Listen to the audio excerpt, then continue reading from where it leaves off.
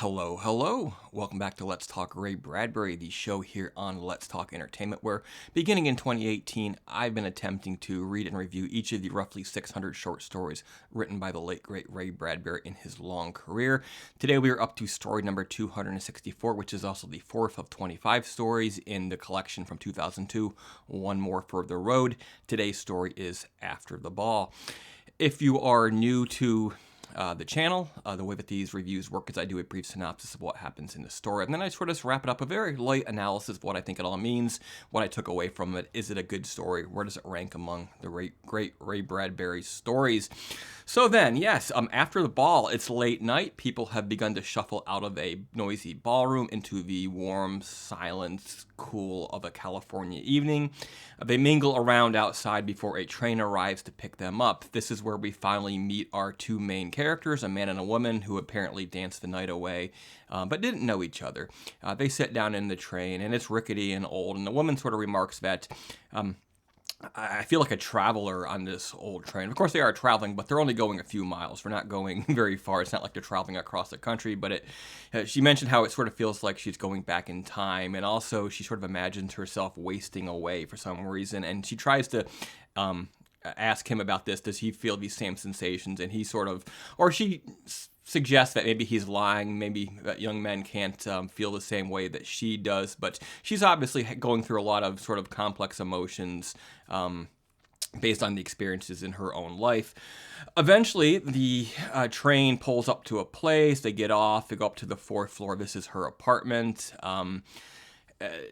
They gradually undress, and you sort of see her, he sees her in the shadows, in her silhouette, and also we sort of revealed that he tried to ask her name during the noise of the night, but he never got an answer, so they don't even know each other's own names.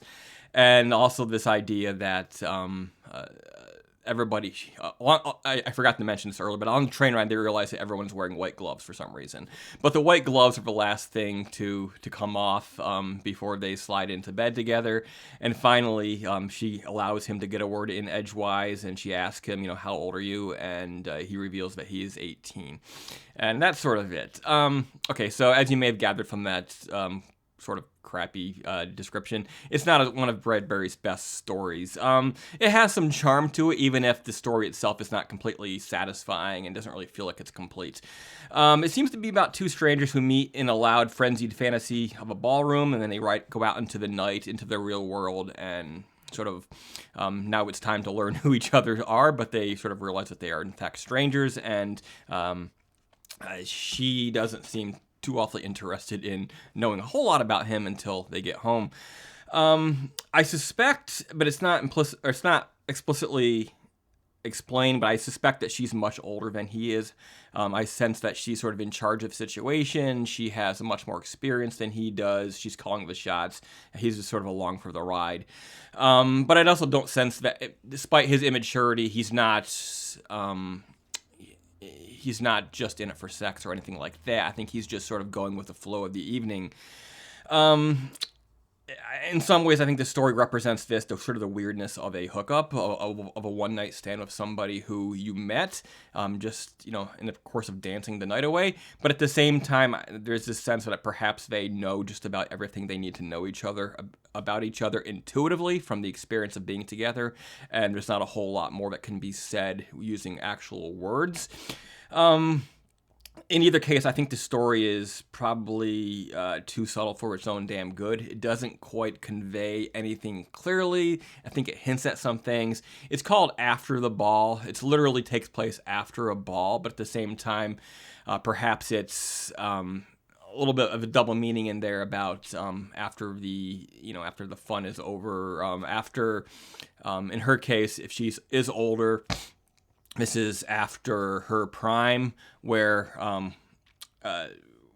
she is sort of, in a sense, reliving, trying to relive her youth by being with a younger man, but it perhaps doesn't ever feel the same again. That's sort of what I took away from it. It's not very clear, and there's a certain type of fiction that works without that clarity, with that sort of ambiguity, but you can also be too ambiguous for your own good.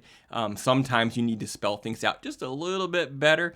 But at the same time, I like the vibe of the story, sort of this, I don't know what year it's meant to take place, but ballrooms, trains, I'm thinking this goes back a ways, 40s, 50s maybe, back to Bradbury's youth. But I think that's an interesting location in and of itself. I live in a small town, and over the decades, small towns, the downtown areas have had their rough patches. But I do know that some of these buildings actually had ballrooms in their upper floors, which I think is just cool. It's a sort of a different alien existence from today.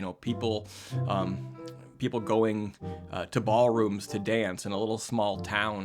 That's odd. That's different to me. It sort of is a romance about it, but sort of as everything urbanized and things went away to bigger cities and the small towns changed and contracted after the war. It's a very interesting setting for a story, if this is indeed what he's intending by it. This collection didn't come out until 2002. Some of the stories are obviously newer. This one feels older. That's what I took away from this story. But there you go, After the Ball. What do you think? If you've read this story, be sure to comment below. Let us know what you thought. Next time we'll be back with the fifth of 25 stories, in this collection, which is In Memoriam. And if you tune in a couple days, I'll tell you what I thought about that story. Eventually, we're going to do it. We're going to read and review all the stories that Ray Bradbury ever wrote, but it's going to take a long time to get there. So thank you for joining us on this journey. See you later.